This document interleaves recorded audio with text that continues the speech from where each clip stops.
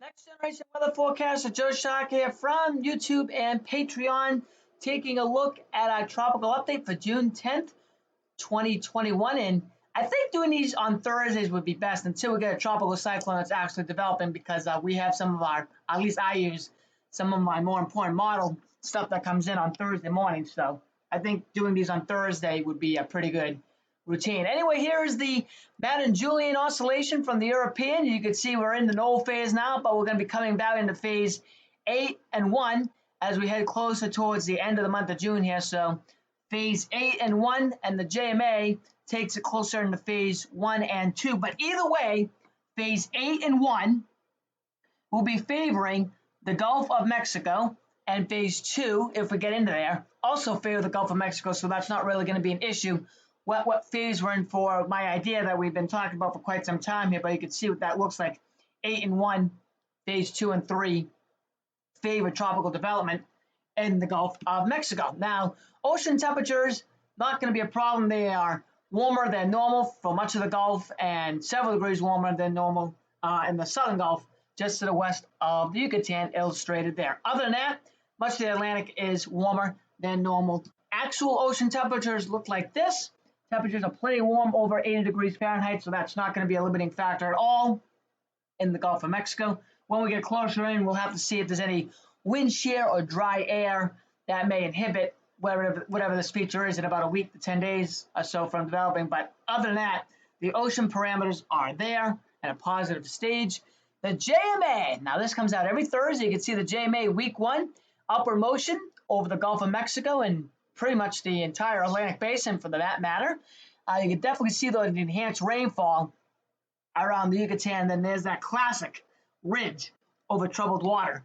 Week 2, you can definitely see here the upward motion really getting quite vigorous over the western part of the basin.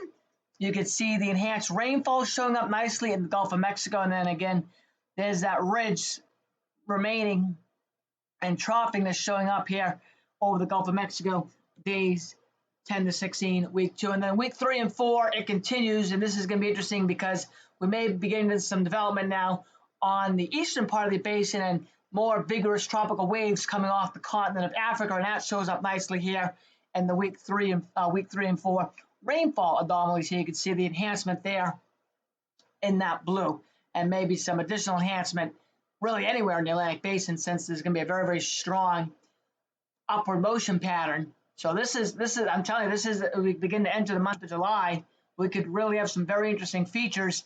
And there's that ridge over the northwest Atlantic, providing a favorable mid-level pattern, at least regarding the heights for the basin, the Atlantic Basin. Now, tropical cyclone activity in the genesis, you can see here, this is pretty much going through day 8, 9. You can see the probabilities here are upwards of 30 to 40%. And I think these will continue to increase as we go along down the road. And you can also see, again, closer to, I don't see, yeah, they don't have the coordinates on these, but I believe this is 10 north right here. This is 20, yeah, this is 40. 20 or whatever, but this is 10 north, so I think they do, yeah. So this is 10, 20, 30, 40 north. So each one of these is north, and then the equator would be off the image here, but you can see around 10 north, there could be some additional tropical features or waves running across during this time, but you can see mainly the main show will be in the western Gulf of Mexico during this time.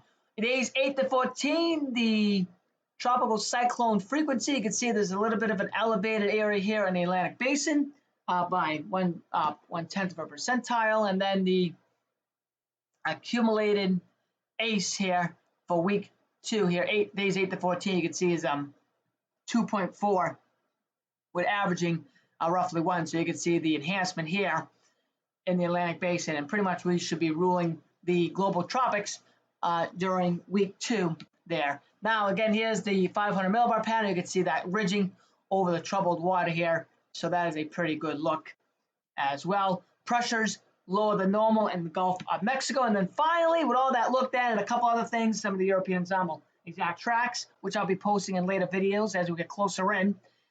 You can see the favorability that will be here for the next 2 weeks or so in the western half of the basin. Still unfavorable out in the MDR as there's still some dry air coming off the continent of Africa. Dry, dusty air with that SAL layer that's remaining there, and that looks like they'll remain there for at least a couple more weeks and maybe through early July. Again, we'll have to see exactly how these waves interact with this. Maybe there'll be a breakage, but we won't worry about that in today's update. But overall, the Gulf of Mexico, Caribbean is game for development as we wrap up the month of June. That's it for now, and thank you for watching.